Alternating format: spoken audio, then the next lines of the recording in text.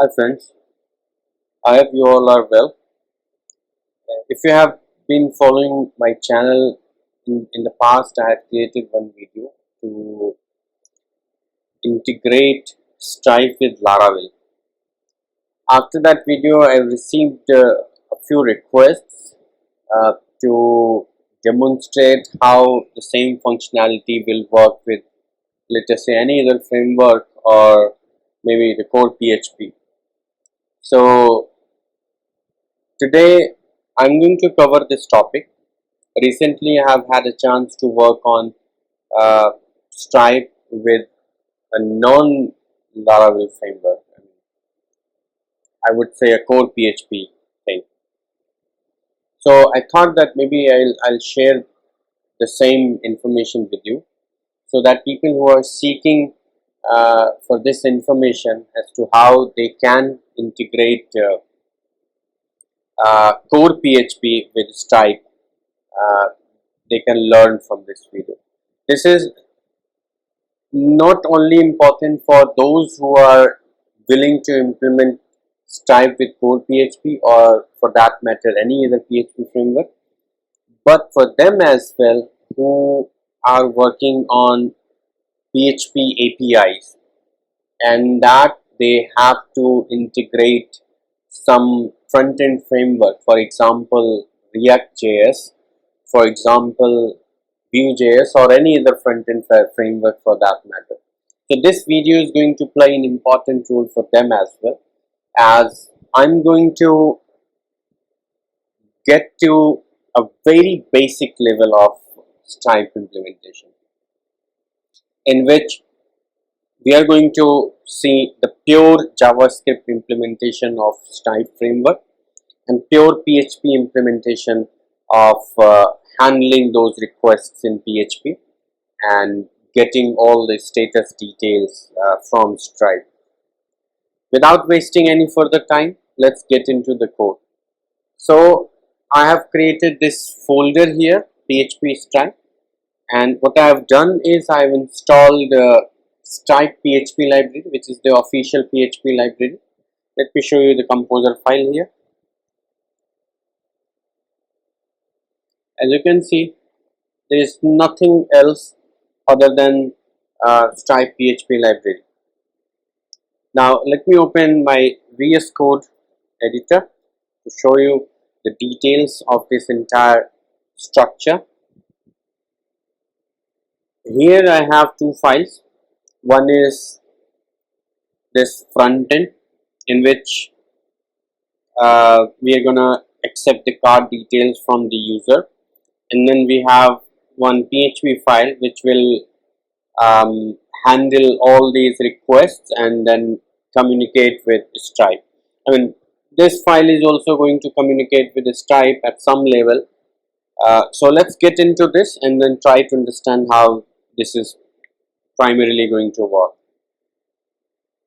This is the form element, and before we get into this further, I'm going to explain to you that this whole tutorial is going to teach you as to how you can integrate not only Stripe card processing but Stripe Strong Customer Authentication, or 3D secure card processing. So we will be looking at capturing the card detail and then redirecting the user to their bank gateways uh, for the 3D authentication if their card supports it. This implementation is very much popular in Europe.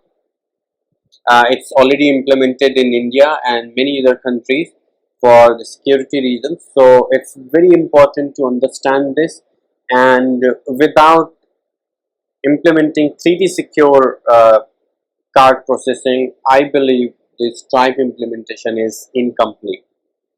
So let's get into this.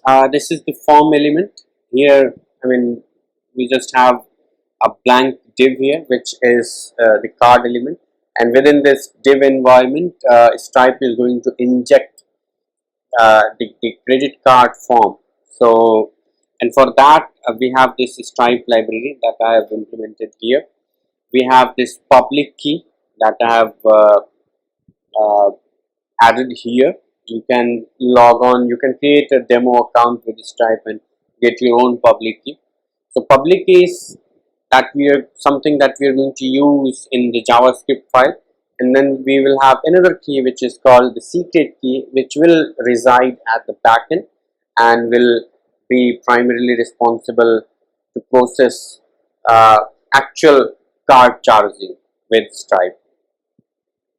So these are very pretty general stuff. You can read all about these on Stripe documentation website. This is something that I'm going to use for some styling for my card form, which we will see quickly.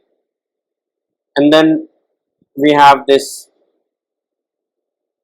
Stripe function which creates a card element, and we are passing this variable to apply these styles to the card area, to the card section.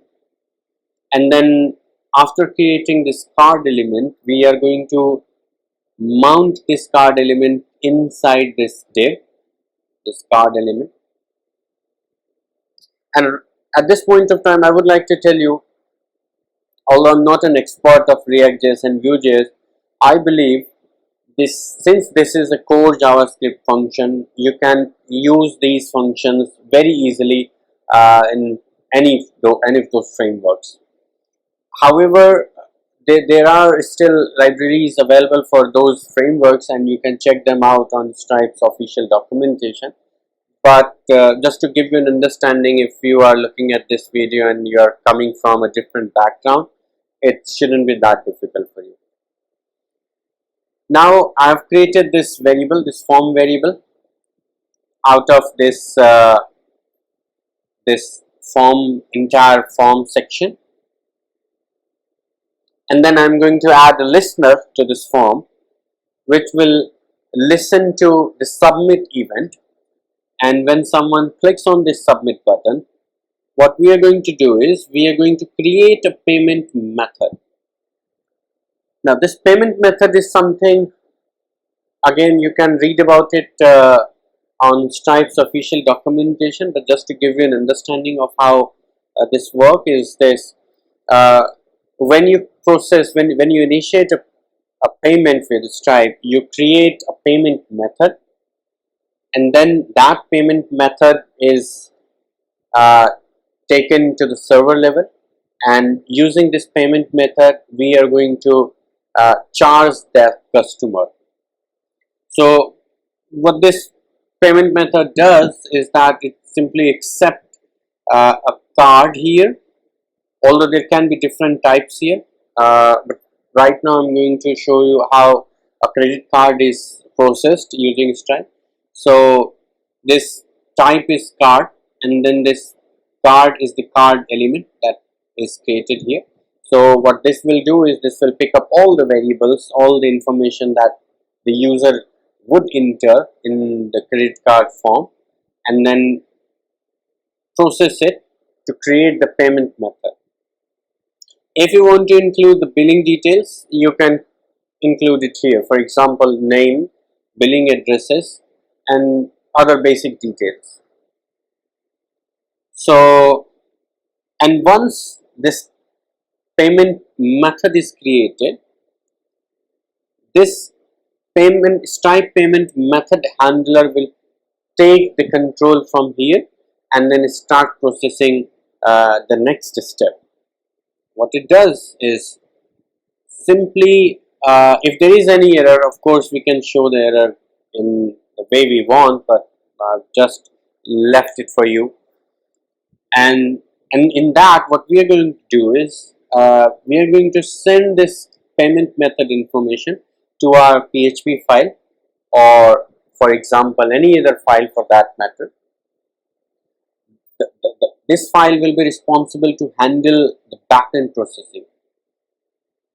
So as you can see, this my method ID is this result, which is coming from the above function, and then payment method.id, and we are going to send this information to the server. And at this point of time, let us look at our PHP file as well.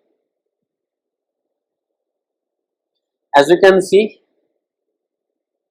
since I have installed this Stripe library using Composer and I'm writing this code in the core PHP, I have included the autoload file here, and I'm using the secret key, which is again provided to me by Stripe itself from my demo account, and then I'm capturing the input data that I'm receiving from my front end JavaScript file.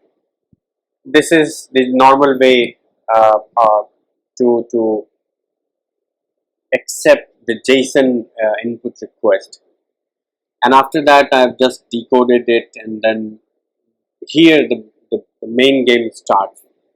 Now what I'm going to do is I'm going to create an intent here, payment intent. Now what this payment intent would do is that it would like accept this payment method, the amount that we are going to charge this customer, the currency, and the confirmation method is manual, and then the confirmation is true. So this line is very important to understand. What this means is that if the customer has not enabled 3D secure or maybe the OTP verification for their card, this flag will automatically charge the customer's card, and if not, then we will ask them to verify that payment, and we will look at it later. And here we have this if block. So let me just comment it out for now, because we will come back to this later when we would see how this 3D processing works. And now we are calling this generate response method. In this generate response method, we are passing our intent variable. If this intent status is required action and intent next action type is type SDK, that means that this card has 3D security enabled, and in that case we are going to simply return some information to our Stripe library, front-end library. Otherwise, if the payment was successful, which will be possible if the 3D security is not enabled, then we will simply return as success equals to true. And for any other case, we are simply going to return HTTP as a 500 error, so that we could probably look at it, look at the error logs, and then handle it appropriately. This HTTP response 500 processing is not in this current scope, so I leave it to you to learn as to how you can handle all those errors. For now, we are going to look at two situations. First, when this 3D security is enabled, and the second is when this 3D security is not enabled. If it is not enabled, the response will be true, successful. Otherwise, we are going to send some information to our Stripe library at the front end. Now, let's go back to our front-end library, front-end code, and as you can see from here, as the response to this function call, we are getting some results here, and then we are processing this result here. Now what it does is that it calls this handle server response function, which is written down below. If this response is an error, we can handle it the way we want. If this response requires some action, then there is a function in Stripe which is stripe.handleCardAction, and in this function what we are going to do is that we are going to pass this intent client secret ID, which we are receiving from here, intent client secret, and then we are calling this handle stripe JS result function. What this function does is that, again, if there is any error, we are going to handle it the way we want. Else, what we are going to do is, this handle card action function will automatically open up a pop-up window and will ask users to confirm their payment. Based on the user's action, this function handle stripe JS result will be called, and then we will again send this information to our PHP code, which is pay.php in this case, and then what we are sending is again this result dot payment intent dot id. So at this stage, this function is called. So let me uncomment it now. We have this payment intent id, and in this case, what it does is it simply fetches the detail of this intent and then confirms it, right? So what we have done so far is that we have captured the card detail from the user, we have created a payment method, we have sent that payment method to the server, and server in return creates an intent, a payment intent with the flag confirm equals to true, in order to automatically charge the customer if the customer has not 3D security enabled on their card. Otherwise, we will send the secret key to the JavaScript code to the Stripe library again, which in return will open up a pop-up to verify the customer's payment. If the customer verifies it, then we will again send the payment intent ID to our server, and then at this stage, this payment ID can be confirmed easily because the user has confirmed it in the pop-up that the Stripe library had opened earlier. As you can see, we are calling this handle server response function here at this stage. So after calling this function, if we receive any other response from the server, we can call this function to show it appropriately to our users. So this function is commonly used pre 3D security and then post 3D security. Now let's get this entire system working in the browser. Let me open my browser here and then call this method. I will call this card.html. As you can see, this card is created here, and I would, let's say, reduce the size of this window. Yeah. Now I'll search for Stripe test card. So first we will look at non 3D secure card. For example, this one. I'm just going to copy it. I'll just paste here. Let me open the console browser also so that I could show you the messages. Let me open the network tab. I'll put the expiry date as 23/123. The zip can be anything. Alright. I'll submit the payment. Now this payment method pay.php function returns success equals to true. Because this card is not a 3D secure card. Now we'll look at the same function once more with a 3D secure card. Okay. 3D secure card numbers and tokens here. I'll just copy it and then I'll paste here. Rest details will remain the same. I'll clear this network tab. I'll submit the payment once again.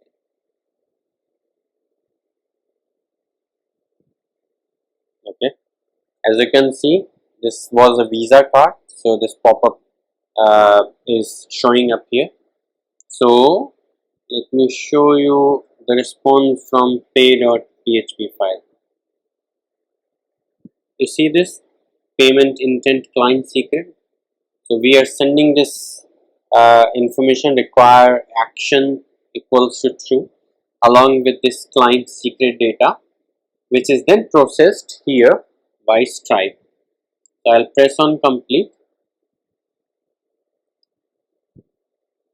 As you can see, this pay.php is being called once more, and then let us see the response from pay.php. So this time the result is true. So which means our card was processed. Now let us try to look at the entire flow from the code perspective. So this section, this card block is coming from this code, this form HTML thing, and then this part. This part is responsible for creating the card element here. And then when we submit this, then we come to this section, which is responsible for handling the form submit event, and then which it in return calls this function, which then passes the information to our backend code, and then our backend code processes everything here. So for the first case, we have this payment method ID. So for this payment method ID, if the confirmation is true and the card is not a 3D secure card, the card will automatically be charged. If not, then this function will call this generate response. I mean, this generate response will be called anyways, but the significance of this function will be more evident for 3D secure card. So in this case, we have this require action. As you can see, that require action equals to true, and then client payment intent client secret was sent back to the browser from this function. And then after that, when the form is when the payment is verified again, then this information is again sent back to the pay.php file. And then after that, if the payment gets successful response, then we will come to this block. So I hope now you have got a fair understanding of how this Stripe can work with your own program, be it Core PHP, be it any other framework, say Laravel, CodeIgniter, or anything. So if you want to implement the same method in Laravel, then you probably might not want to use Laravel cache, which is reasonable. I mean, some people don't want to use Laravel cache; they want to implement their own Stripe implementation. So for them, this tutorial can be a very good help, and I hope you'll gain something out of it. Please feel free to comment if you have liked this video, or if you have any suggestions. I would try to implement it in my future videos. And if you like this video, please subscribe to my channel and click the bell icon to stay updated with the latest videos that I'm going to create in the future. Thank you so much for your time. Have a good day. Bye. I'll see you in the next video.